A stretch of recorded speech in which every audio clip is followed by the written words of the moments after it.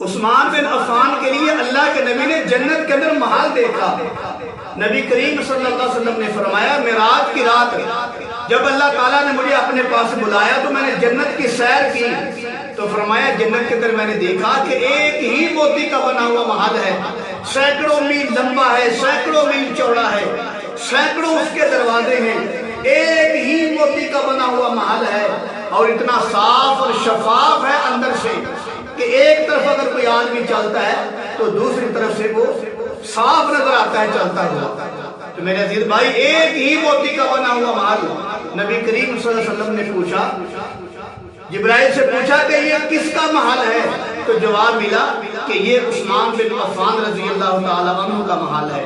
جب اللہ کے حبیب واپس تشریف لائے معراج شریف تھے، پھر عثمان بن عفان کو بلایا۔ عثمان بن عفان دوڑتے ہوئے اللہ کے نبی کی خدمت میں حاضر ہوئے، آپ کا دو زانو ہو کر بیٹھ جاتے ہیں۔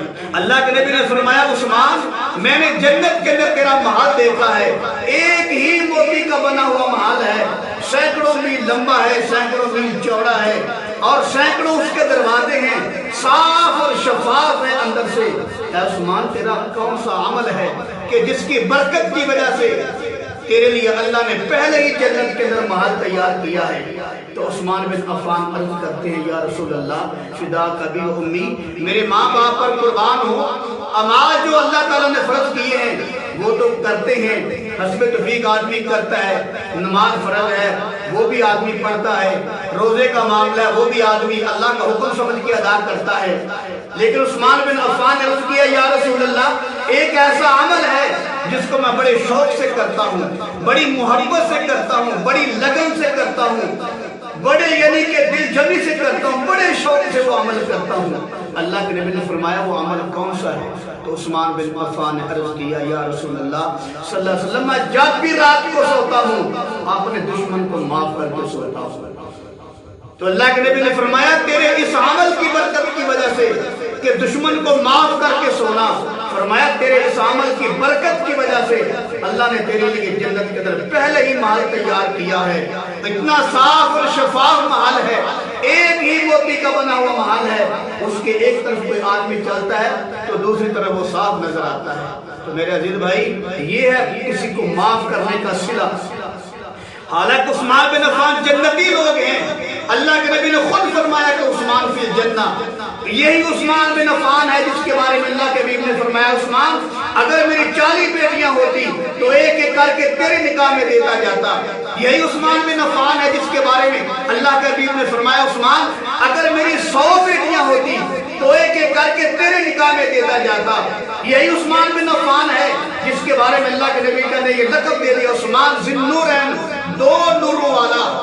یہ نبی کی بیٹیاں ایک نور ہے، دوسری بیٹی دوسرا نور ہے، ذی النورین، دو نوروں والا، یعنی کہ جس کے نکاح میں پیغمبر کی 2 بیٹیاں تھیں۔ یہی وہ عثمان بن عفان ہے جس کے ہاتھ کو اللہ کے نبی نے اپنا ہاتھ قرار دیا۔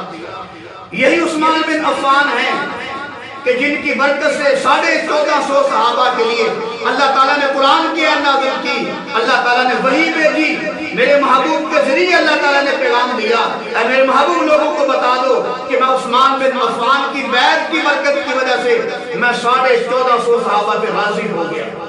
یہی عثمان بن عفان ہے۔ اللہ کے نبی ایک جگہ تشریف فرما تھے، ابو بکر آئے تو اللہ کے نبی نے اپنی پنڈلی مبارک پہ کپڑا جو ہے ہٹا ہوا تھا، ہٹا ہی رہنے دیا۔ عمر بن خطاب آئے، پھر بھی پنڈلی مبارک ننگی تھی۔ جب عثمان بن عفان آئے تو اللہ کے نبی نے پنڈلی مبارک پر کپڑا کر لیا۔ تو امی عائشہ صدیقہ نے عرض کیا، یا رسول اللہ فداک ابی و امی، میرے ابا جی آئے ہیں، آپ نے کپڑا پنڈلی پر نہیں کیا۔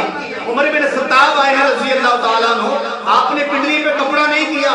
جب عثمان بن عفان آئے ہیں تو آپ نے پنڈلی پہ کپڑا کر لیا۔ تو اللہ کے نبی نے فرمایا، عائشہ میں اس عثمان سے کیوں نہ حیا کروں جس سے اللہ کے فرشتے بھی حیا کرتے ہیں۔